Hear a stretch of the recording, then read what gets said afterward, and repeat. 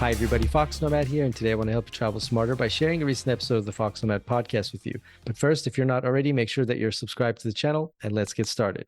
My guest today is Ali Pennington. She is a historian at the Alcatraz East Crime Museum, where they've opened up an exhibit on a small topic, not very complicated, that you might have heard of, called the JFK conspiracy.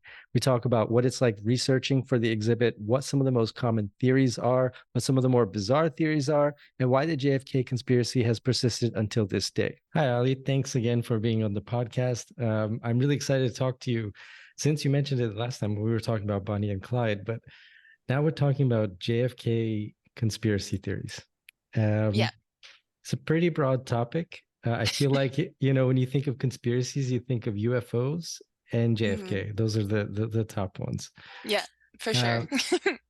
so why has, I guess we'll start with, why has the JFK conspiracy captivated us? And also, what are the conspiracy theories? Like, what's behind it? Yeah. So I think in general, because of the climate of the time of the JFK assassination, along with just, I think, the American ability to hold on to a conspiracy, I think, is a big reason why the Kennedy assassination remains such a prominent conspiracy theory driven piece of history. They do Gallup polls every once in a while, and they've done a number of them since the Kennedy assassination, just asking the general public, like, do you believe that Lee Harvey Oswald was who killed Kennedy? And most of them say that over half of Americans do not believe that official Warren Report decision on the Kennedy assassination. And so I think that with as many players as there were who had something to gain from Kennedy's death, that I think is a big reason why, the Kennedy assassination remains sort of that very conspiracy-driven event. Because if you think about it, there are so many different conspiracies. There's no way that we could even attempt to cover all of them in one podcast or even a year's worth of podcasts. There's so much to this topic. But if even just, hitting the big points, like Lyndon B. Johnson, his vice president, was inaugurated as the president of the United States just hours after Kennedy's death. And, J. Edgar Hoover from the FBI never got along with the Kennedy family. And really, JFK was pushing for more control over the FBI, and Hoover didn't want that. So it's like even just those two alone stood to gain so much from Kennedy's death. And so I think all of that wrapped up into one is why this event in particular stands out so much, and we continue to study it to this day. And I, it's interesting that you bring up what I guess in hindsight, kind of controversial figure JFK was, or not, maybe not controversial, but I do you think the conspiracies would take place if this had been another president, for example, someone maybe had a different, family history and so on? I don't know. I think you're right. Kennedy is not necessarily a controversial figure, but there were a lot of scandals in his life.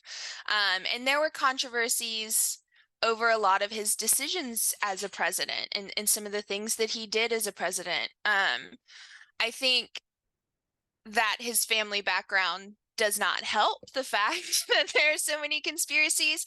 But I mean, it's hard to really say if it was a different president, if there would be as much conspiracy behind the assassination. It's really difficult to say. So I guess let's start with, what are the basic facts of what happened that day? And then what are the conspiracies? Where does Yeah. that begin to deviate? So, what we know for sure is that on November 22nd, 1963, John F. Kennedy and a number of like his people, the Texas governor and everything, they were doing a motorcade through the city of Dallas. And as they were driving through the motorcade, they round a corner into Dealey Plaza. And when they passed through there were a number of shots fired. And how many shots that is one of the things that is hotly contested among theorists. But there was a fatal headshot that hit John F. Kennedy, and he died in a hospital a few hours later. Not even an hour and a half or so, I think. So we don't know a whole lot for sure. What the Warren report says is that Lee Harvey Oswald, who was a Texas school book depository employee, placed himself in the 6th floor window that overlooked Dealey Plaza, and the presidential motorcade route was published in the local papers so that people would know where to line up around Dallas. And so he knew that it was going to pass through that little intersection there. And just after 12:30 p.m., Kennedy and his wife, the Texas governor, John Connally, and his wife, Nellie, were all riding in an open convertible through the plaza. And according to the Warren report, Oswald shot 3 bullets from his rifle. The first went through Kennedy's neck, the second one missed, and the third was the fatal headshot. And so in their mind, Lee Harvey Oswald is the lone assassin of the 35th president. Now, So mhm. that's the Okay. official story. And I've been to the museum in Dallas where you can go up to the window and see kind of where the shot was taken from.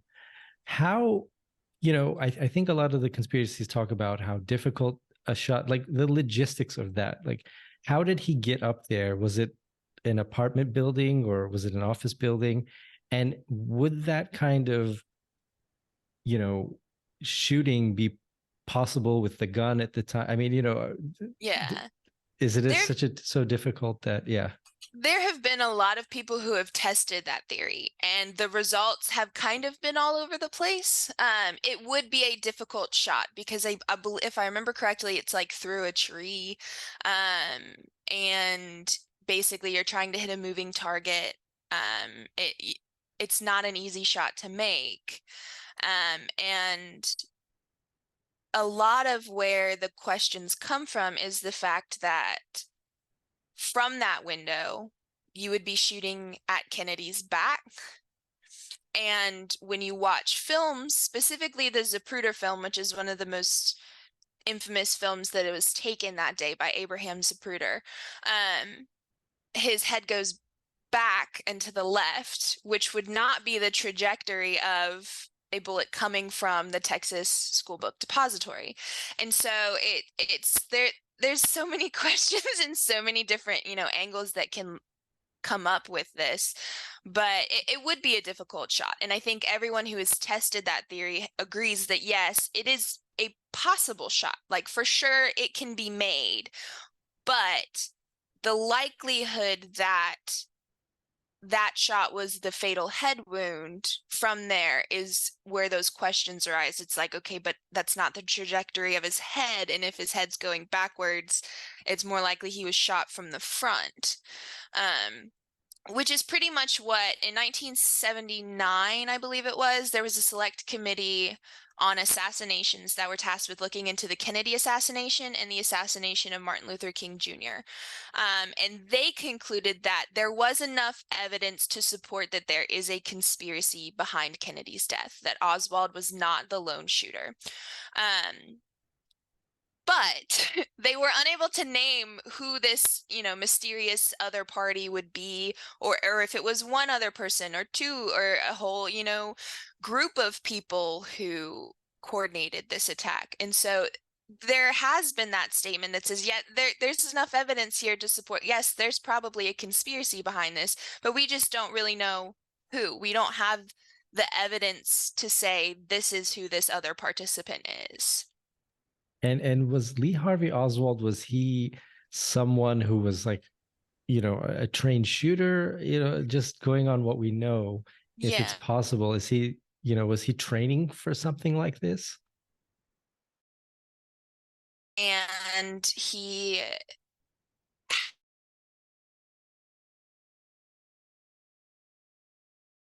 I didn't understand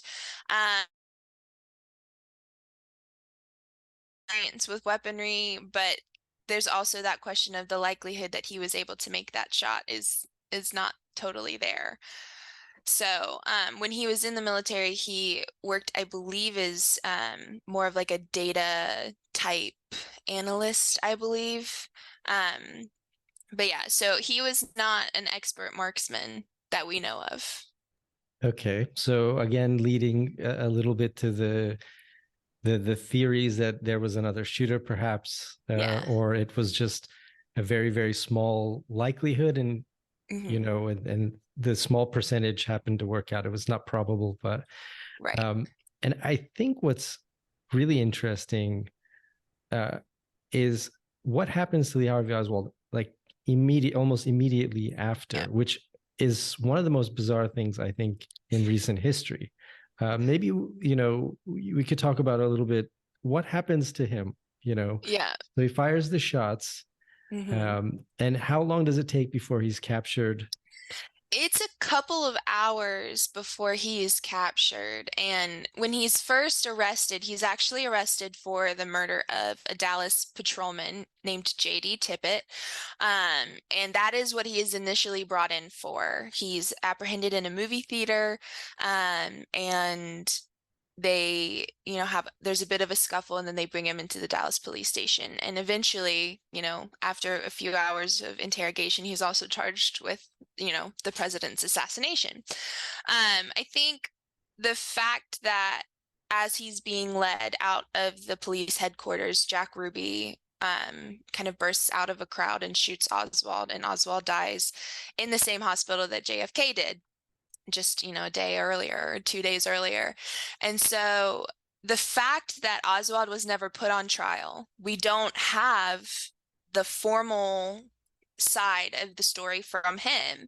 I think that also plays a lot into these conspiracy theories because, you've got this person who supposedly killed the president of the United States who is getting led away to prison, and all of a sudden he's dead without a trial. And so that really plays into the whole, we don't have his side of the story. He was never put on the stand to be questioned. He was never brought to trial or military tribunal or anything of that nature. Um, and so we just don't know. Like, we don't know what his motivation would have been. Like, there's so much we don't know about Oswald that it's hard to believe that his death was not planned. Because I mean, it's interesting that this controversial event then is made even more controversial because the shooter is dead. And it's just a lot. There's so much to unpack with the Kennedy assassination. Yeah, I mean, all the things that you mentioned about the actual shooting, Lee Harvey Oswald having a very, I would say, weird, just sort of background. I mean, it reads like it doesn't seem real. Who has this very checkered past, and there's a lot there. And then Ruby shooting him. What happens to Ruby? That's the first person I guess you would look at, right? Right. So Ruby was a pretty notorious figure in Dallas. He owned a series of nightclubs that were often linked to mob activity. And so, or at the very least, like illegal gambling and things like that. And so Ruby always claimed he did survive and was taken into custody and everything. Ruby always claimed that he was a huge Kennedy fan. Like, he was a proud supporter of the Kennedy Party, and that he was so angry that this man had killed Kennedy that that's why he felt that he needed to go and kill him.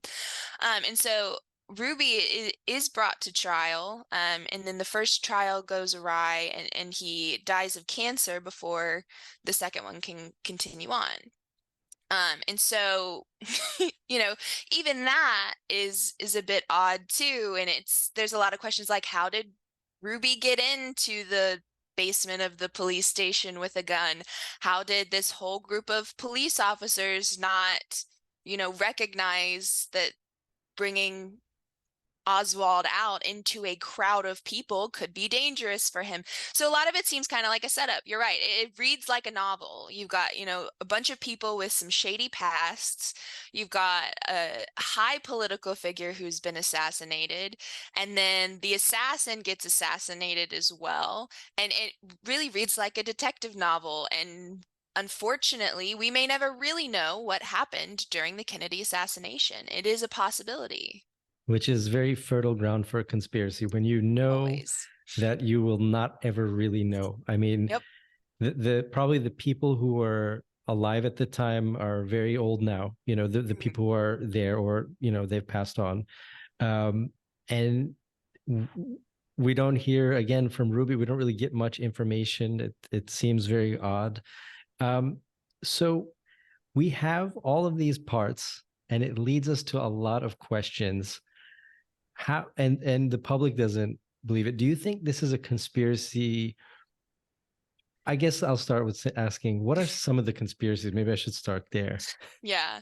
So, I mean, there are a whole host of conspiracy theories, and they involve everything from the mob to the CIA, intergovernment coordination between different branches and different functions. We've got foreign enemies, because like the political climate of the time, the nation was very divided. You're looking at 1963, so it's in the heat of the civil rights movement, and Kennedy and the Kennedy administration was very vocal about pushing forward pro civil rights legislature and sort of, you know, desegregation and all of these things. He had worked with a lot of these civil rights activists. And so the other half of that is that there were also anti-civil rights activists who would have been against Kennedy and against everything that the Kennedy administration was trying to push through. You've got theories that the Secret Service killed JFK, and the people who have been hired to protect him firing the fatal shot. You've got theories that it was an accident and that, a Secret Service member's gun accidentally went off and shot the president. You've got so many different players that could have been possible. And I think the fact that there are so many is a testament to the fact that we will never know what exactly happened in the JFK assassination. The one that seems to reign true to most people is that it was kind of a combination of Lyndon B. Johnson, the FBI, and the CIA is one of the most predominant theories that I have found. Basically, Lyndon B. Johnson and J. Edgar Hoover kind of coordinated the Kennedy assassination and then had a CIA operative carry it out. That's one of the most predominant theories at this time. Interesting. Yeah. So I'll tell you, one theory that I read in a book called The Five Families. It's about the Yep. five, maybe, yeah. I've read it. Yeah, it's a great book. Yeah, it's absolutely fascinating. It's the history of the five major mob families based in New York. Right. And there is a part where, so the guy, it's been a while, but I think the guy writing the book had some connection or something. And there's a mob boss there who's on his deathbed says, "We killed JFK. It was us," or that crime family. And there are all these little connections to New Orleans and Chicago, like all these little things, and it really made me wonder. I was like, wow, that was the first time that I thought maybe they're, so I always found that one really fascinating. Why would someone lie right before they're gonna die? Their last Mm-hmm. words, why would it be it could be legacy, it could be, they're out of it, all kinds of things. But I thought that one was very interesting. Yeah, I've read that one as well. There are earlier in JFK's career, right when he was starting to work up to going to be the president, when he was first starting his political career, his father actually had some ties to the mob. And so there were conspiracies when he started his political career that the mob had helped JFK get into the presidency. The other thing that I think plays into that theory of potentially, the American mob having taken down JFK is that the Kennedy administration was opposed to organized crime, spearheaded by his brother, Robert Kennedy. They started working on legislature to take down organized crime and to limit the business that they could do. And so I think all of that wrapped together makes that theory, it's a viable theory for sure, which is the problem with the Kennedy assassination is that every theory that seems to come up, for the most part, there are some that are a little more out there that it's like, okay, we've got this evidence here, here, and here, which disproves that one. But for the most part, the major theories that you see are all like, yep, that is a viable theory. It is a possibility. And you turn to the next one and it's the exact same way. And so we will never know what happened with the Kennedy assassination.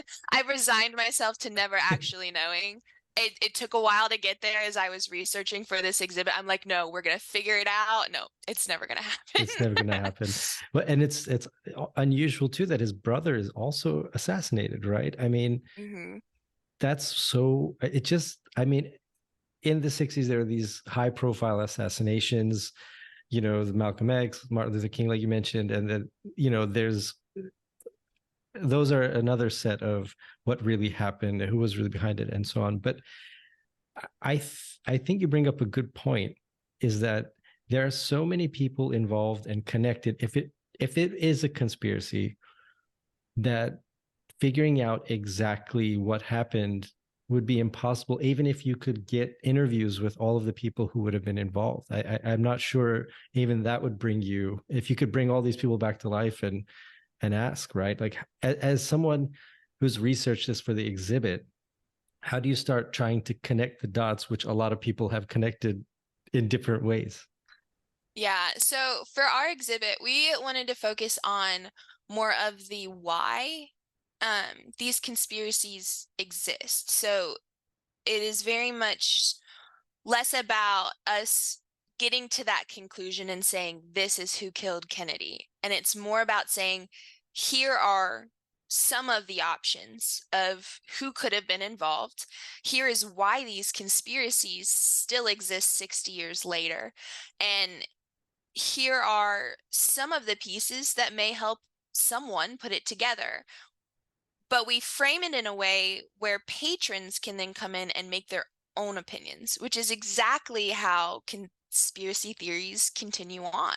You get new ideas, you get new people who are getting their hands on these things and looking into all of it.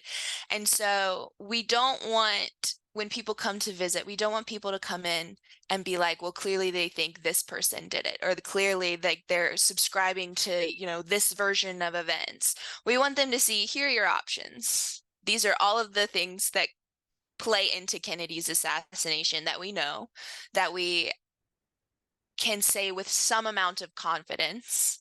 What's your opinion? What's your theory? That's how we have framed this exhibit. And I think you kind of alluded to the fact that there is no one thing. Like, if we could find that one thing, we would know everything, right? There's not that simple someone making a confession, which wouldn't be much, or a document or something that would pop up.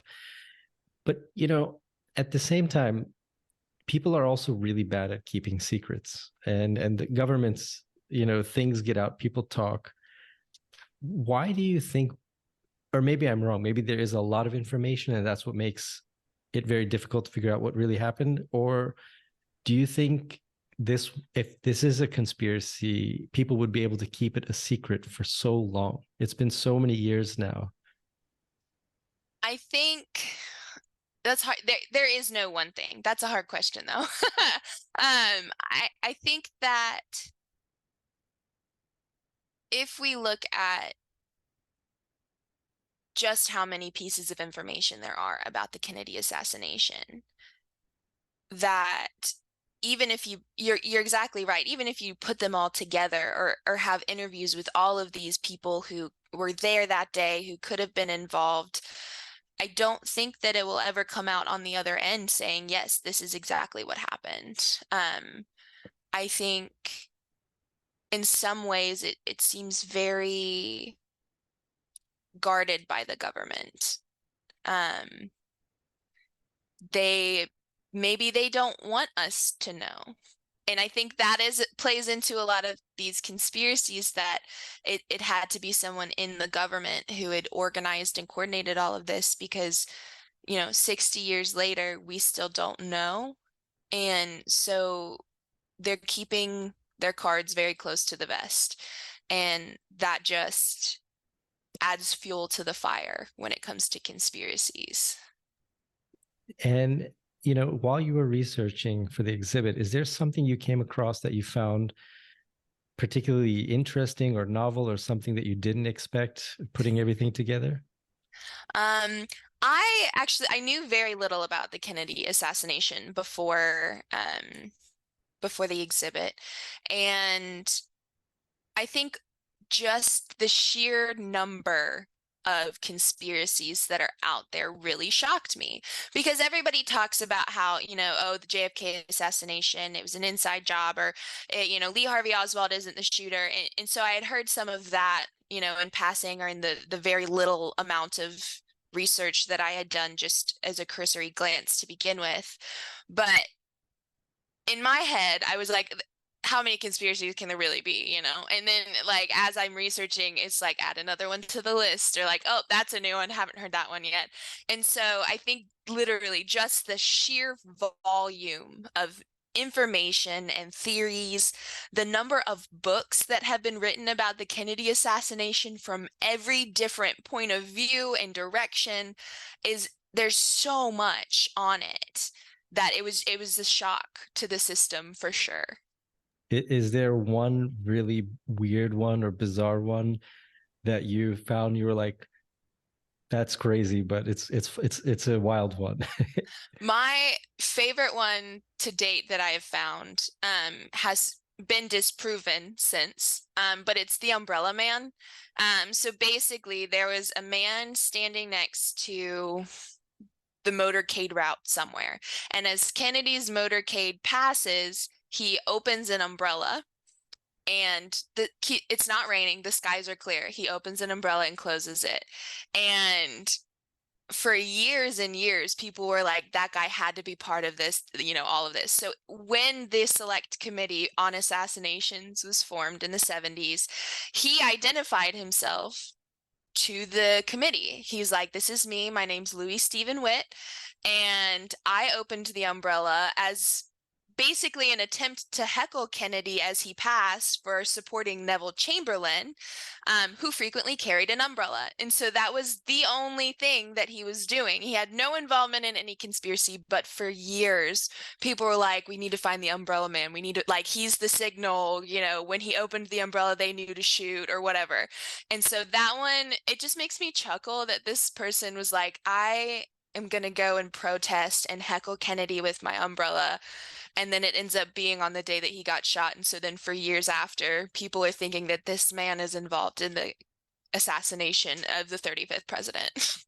Wow. I mean, yeah, can you, and at the time, I mean, he's probably lucky there wasn't the internet or social media, because um, what about the rest of the Kennedys? What do they think? I mean, right? I mean, Jackie was in the car with him. Mm-hmm. Do they think that there was a you would think that, being in politics, that, there would be some activity, or do they not, subscribe to the conspiracy theory? I think I forget who it was, but one of Kennedy's nephews has recently come out saying that he fully believes that the CIA killed his uncle. And so I think it's divided. Um, some of them do, some of them don't. There is also the idea of the Kennedy curse, so to speak, whereas there has been a lot of tragedy in the Kennedy family. Even before the Kennedy assassination and after. And so I think some of the family members ascribe to like, let's lay it to rest, let's stop conspiracy theorying over it. And then others are like, no, we want the answers. So it's a mixed bag for the family from what I've read. Again, I can't really speak for them, but looking at interviews and things like that, it seems like half of them do, half of them don't. And it's one of those things, like you said, we'll never really know. Um, if you were to look in a crystal ball in 100 years, what do you think is the legacy of the not only the assassination, but really the conspiracies that have come from that? Was that a pivotal moment in conspiracy theories, or because that's the classic conspiracy. There's JFK and there's alien. Like those are the two ones Yeah. that. JFK and Area 51. Yep. Always. I think, I don't know if it necessarily is a pivotal moment. Conspiracies have existed for forever. Even if you look back to the Lincoln assassination was a conspiracy. They found the people, and obviously they think that they know who killed we know who killed Lincoln, but all of the players who helped kill Lincoln, were eventually brought to justice. And I think with the Kennedy assassination, you see a lot more distrust in the government, that was there before, but I think it really came to the forefront in the Kennedy assassination with all of these conspiracies. Because even after the Warren report was published, like within a year, some people, the press and some of the public, just accepted what the Warren report said. They were like, this is the report, this is what happened, signed, sealed, delivered, done. But then there was renewed interest in conspiracies when people took the Warren report and looked into it and said, that's not right. Or why didn't they follow this lead? Or why is this being looked at this way? And I think the amount of scholarship that has been done on the Kennedy assassination is huge for the conspiracy theory world. Because I personally cannot think of another event that there has been so much research from a conspiracy angle on. There's just so much of it. So I think it brought both that distrust of the government, but also the scholarship and writing and researching of the parts of the government that they don't agree with to the forefront.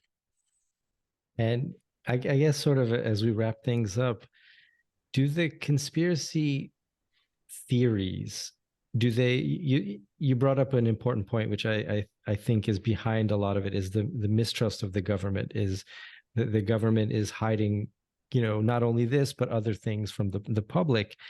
Do you think most of the conspiracy theories have an end goal? In other words, we want to find out this particular piece of information, and when we do XYZ happens.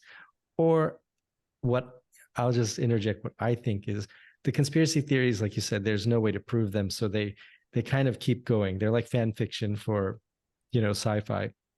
They don't really, there's nothing that would satisfy someone who believes in one of the theories, because you can't really prove or disprove it. But is there something that people are looking for? Like, we just need to know this one thing, or someone needs to just talk, this one person? Yeah, I think that's a difficult question.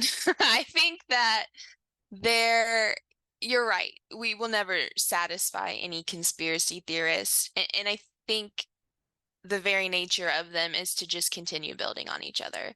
And so, do some of them have an agenda? Yes. I think that any conspiracy, JFK or otherwise, at times have a political or a social or some type of agenda that they are trying to push through.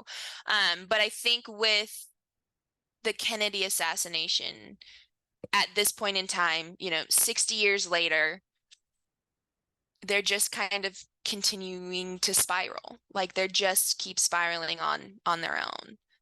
So I don't know that they, I think they had more of an agenda right after it happened than they do now, 60 years later. Interesting. Yeah. Well, it's been a fascinating discussion. I think, like you said, it's a topic that just won't ever end. And I think, it sparks the imagination for sure, having so many of these bizarre events following one another. And they're also pretty rare. Like the assassination of a US president is a pretty rare event. And so it's going to, and it's on camera. It was one of the Mhm. first time where we have technology to be able to see these things. Not very good resolution, but we have some of these things kind of documented.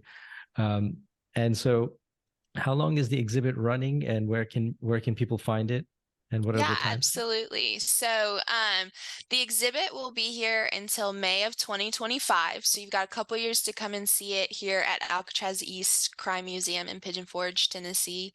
Um, like we talked about earlier, it's very conspiracy driven, but we are not trying to sway anybody to one particular theory. It is included with general admission to the museum, so you can come in and check out all of the exhibits that we have going on right now.